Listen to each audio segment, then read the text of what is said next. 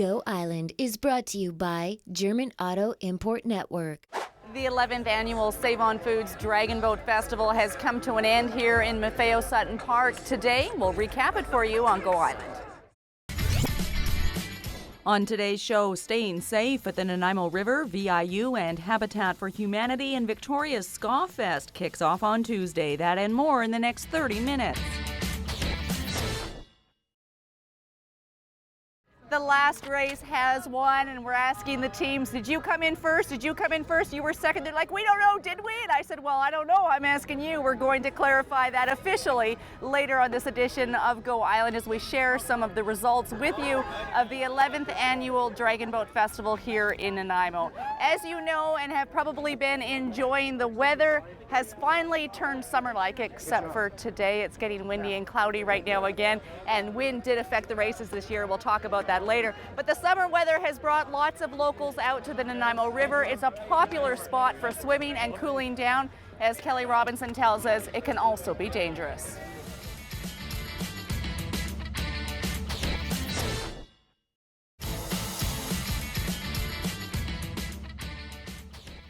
It would appear that the signage at the Nanaimo River is working, and thankfully there have been no fatalities there in recent years. Let's keep it that way. Be safe out there, people. You are watching Go Island on Shaw TV Channel 4. Ian Drown is a race director with the Nanaimo Dragon Boat Festival here in Nanaimo. It's windy, and that's caused some problems this weekend. Yeah, this weekend we had a lot of wind. In fact, on Saturday, with our committee of volunteers, we had to go through and actually decide to cancel one full round of racing. The weather conditions were just too windy, and it wasn't safe for all levels of paddlers on the water. It may be true that some of our experienced paddlers and steers people could handle it, but we have to make sure we look after everybody's safety as a whole, and we had to cancel the second round. Luckily today, the wind didn't get too high, and we were able to have a fast but windy day of fun competitive racing, and it's been great. I was hearing that yesterday, before you had to make the difficult decision to cancel some of the races, that it was really hard getting out to the start line, but then pretty quick times coming back in. Yeah, at the start line, things were actually really manageable. The big danger part was at the docks, trying to unload and load people into the boats and having them steer and turn around. Anytime their boats were broadside to the wind, that's when it was the most challenging. And the race times were phenomenally quicker for many teams. When you get a tailwind like that, racing's fast. We're talking to you on Sunday afternoon. The last race has just occurred. Was there any thoughts about calling and canceling some of the races today? As we got right into the carnation ceremony today for the breast cancer survivors, we actually had to alter our plans, and we held the carnation ceremony to rave reviews in Swailana Lagoon. I didn't know that was why it was held there. I thought it was just changing things up. Yeah, normally we raft all of the breast cancer survivors' boats together, and as a result of that, it's really difficult to maneuver them on the water, and today we decided to err on the side of caution and have it in there, and with the feedback we're getting, it might, can't say for sure, but it might be what we do from now on. Down here on the docks, people are going, did we come in first? I'm going, were you first? Were you second? They're going, I don't know, were we? And I said, don't quote me. So what's happening behind the scenes now before presentations are made for final placements? Yeah, so on every race, we always go back and verify video to make sure that our finishing order as we saw it across the line was actually true. When racing comes down here, races get decided in some cases by milliseconds. Racing's very tight on the water in dragon boating, and we need to make sure we're absolutely sure. Plus, there are also a large number of rules that have to be followed, so we do have to do our due diligence and verify and check to make sure that everybody's racing fairly and are following the rules. So does that show how competitive this is? I mean, people are taking their times here and doing what with them?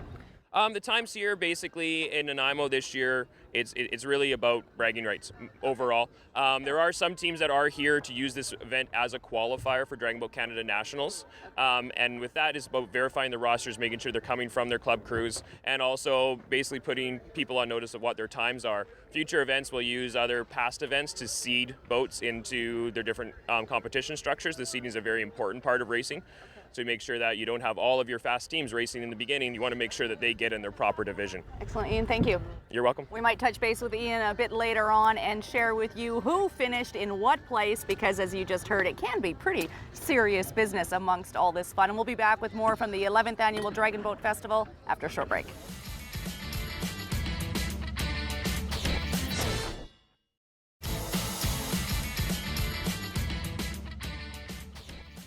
You you never know quite what's going to happen here at the Dragon Boat Festival. The racing has ended, and we are now in the beer gardens. We're not drinking beer, and there's some ladies here, well, you know, just getting their heads shaved. There was talk if they raised a certain amount of money that they would do that today spontaneously, and they have. You're watching Go Island on Shaw TV Channel 4. We're going to throw things over now to Jocelyn Matwee. The Vancouver Island University students are putting their skills to practical work. The music's getting louder with the Habitat for Humanity. Still ahead, carpentry students in the field with Habitat for Humanity, celebrity animals in central Alberta, and SkaFest kicks off in Victoria. That and more still to come.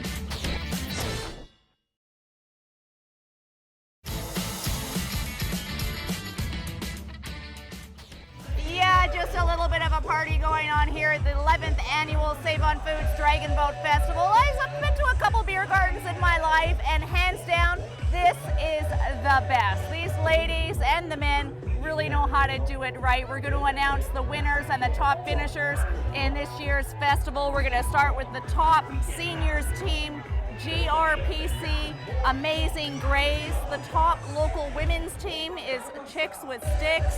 The top local mixed team, Mentor Mariners. I've been told that their average age is 58. They've been paddling together in Nanaimo for 10 years now. Top finishing women's team, FLCC Fast and Furious.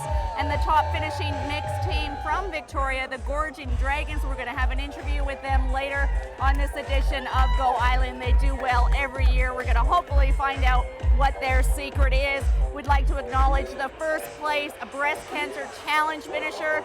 That is a breast with fortitude. You're watching Go Island on Shaw TV Channel 4 if I haven't mentioned it before. And yes, these people know how to party. We're going to continue the party here on Go Island with a big summer trip to Red Deer. There are some celebrity animals there. You might recognize a few.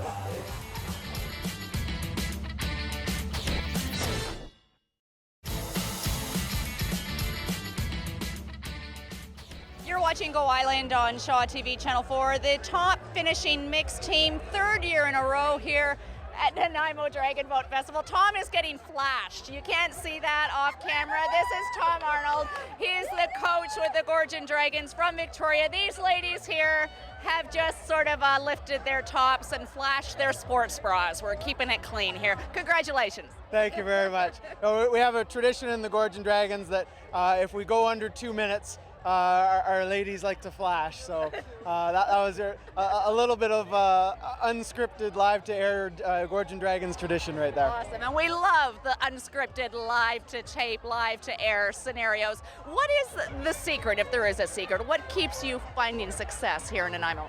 You know, it's really a lot about hard work. You know, we put in a lot of time and training on the water.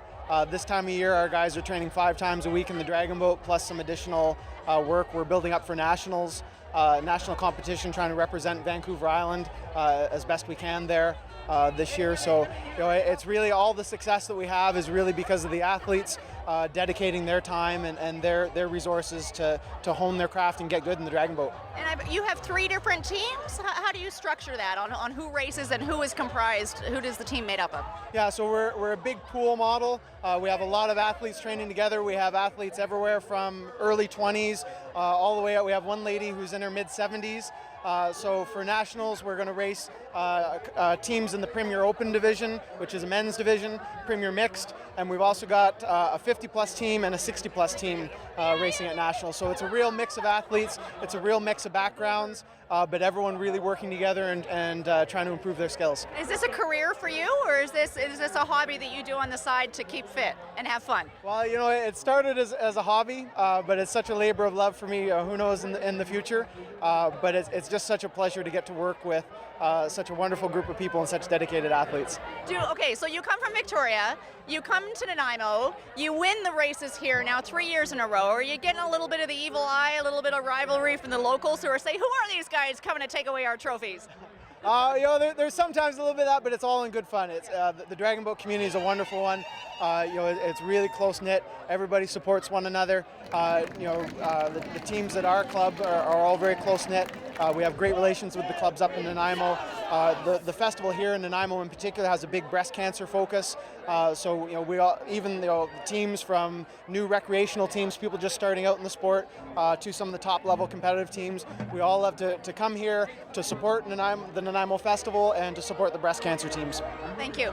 Congratulations once again, the Gorgon Dragons, the finishing top team here at the 11th Annual Dragon Boat Festival in Nanaimo. Their time was 1:59.80, which doesn't really mean a lot because water conditions and weather and wind, which were a factor this weekend, always come into it. They had a faster time yesterday, but they're now singing "O Canada" and they're getting on to some official ceremonies here. And out of respect, I'm going to throw things down to James Green, a new Canadian. The Ska Festival starts on Tuesday.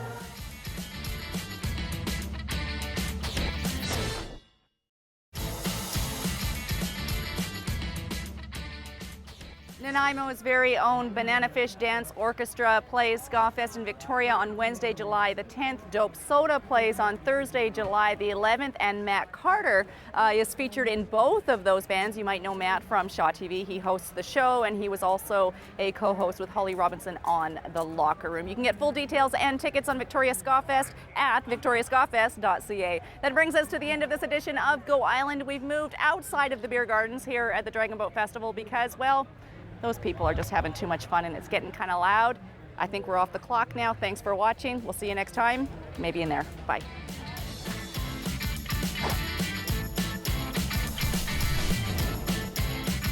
Go Island is brought to you by German Auto Import Network. Clothing supplied by Catwalk Fashions. Kate's Hair and Aesthetics provided by Maffeo Salon.